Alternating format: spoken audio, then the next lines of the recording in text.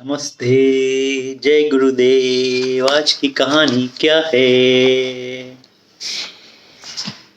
Decision comes only when there is confusion.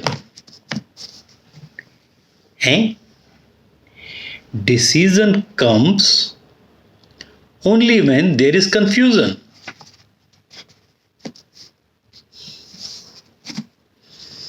Guru ji भी कैसी कैसी बात करते हैं ना, टोटल कंफ्यूज कर देंगे।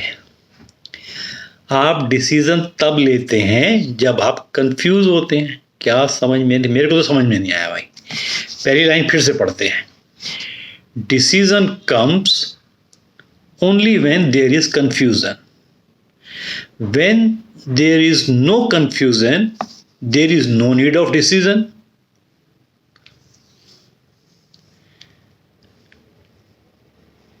When there is no confusion, जब कोई confusion है ही नहीं तो डिसीजन किस चीज का लेना? If there is a piece of wood and a biscuit on your desk, do you decide which one to eat?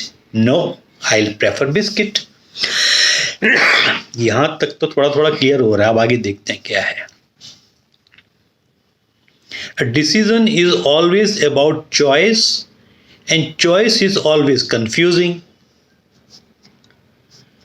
मैं रेड ड्रेस लूं या ब्लू ड्रेस लूं, मैं ये ड्रेस लूं या वो ड्रेस लूं। Decision is always about choice and choice is always confusing. है ना, आलू मटर की सब्जी बनाएं कि उसकी सब्जी बनाएं, होता है ना कंफ्यूजन कभी कभी घर में भी, आज क्या खाने में बनाएं। The more decisions the more confused you are, swinging always between pain and pleasure। है ना, इतने सारे अलमारी में कपड़े रखे हों, आज कौन सी ड्रेस पहनूं, उसमें आप कंफ्यूज हैं। अब ये नेक्स्ट लाइन जो बोल रहे हैं, swinging always between pain and pleasure, so all decision makers are confused। all decision makers are confused। गजब की नॉलेज है, गजब की। आर यू कंफ्यूज्ड, डिसाइडेड और happy? When you are confused there is no freedom. जब आप confuse हो तो आपकी आजादी भी नहीं है भाई। Action is spontaneous when there is no actor. Action is spontaneous when there is no actor। थोड़ा मामला सीरियस होता जा रहा भाई साहब। In you there is an actor and there is a witness। अब मामला और सीरियस हो गया। आपके भीतर में एक एक्टर है और एक उसके पीछे जो है वो विटनेस है, वो सब दृश्य देख रहा है, क्या हो रहा है, क्या घटना घट रही है, क्या घटना नहीं घट रही। An actor is either confused और decisive, but the witness just observes and smile. भाई एक्टर जो है हमारे भीतर, जो मन है, जो बुद्धि है, वो या तो कंफ्यूज्ड है या फिर वो एक्शन ले रही है, या तो कोई डिसीजन ले रही है।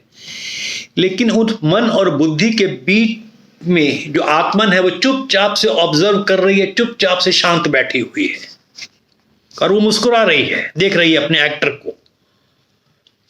The more decision you make the more confused you are, and as a result you swing between pain and pleasure. The more the witness grows in you, the more playful and untouched you are। हमारे भीतर जितना जो witness जो ले रहा है, जो सब कुछ देख रहा है, वो उसकी अगर जितनी ज्यादा ग्रोथ होती है उतनी ही ज्यादा हम प्लेफुल होते हैं, आनंदमय होते हैं। Trust, faith, love and Joy all manifest in and around you। around you means आपके आत्मन के चारों तरफ ही trust, faith, love joy, all ये उसके चारों तरफ ही बनते हैं। एक बहुत ही बढ़िया सा फंडामेंटल क्लियर हुआ कि हमारे भीतर एक तो एक्टर है और दूसरा उसको विटनेस कर देख रहा है कि सारी घटनाएं कैसी घट रही हैं, ये लीला चारों तरफ कैसी हो रही है। The more and more we are into the witness form, the more and more we are enjoying the whole things. ये मुझे समझ में आया। आप भी अपने आप पढ़िए पेज नंबर 22। आपको कैसा लगा आप भी शेयर कीजिएगा। राइट, जय गुरुदेव। इससे पहले कुछ कंफ्यूजन हो, जय गुरुदेव, शुभ रात्रि।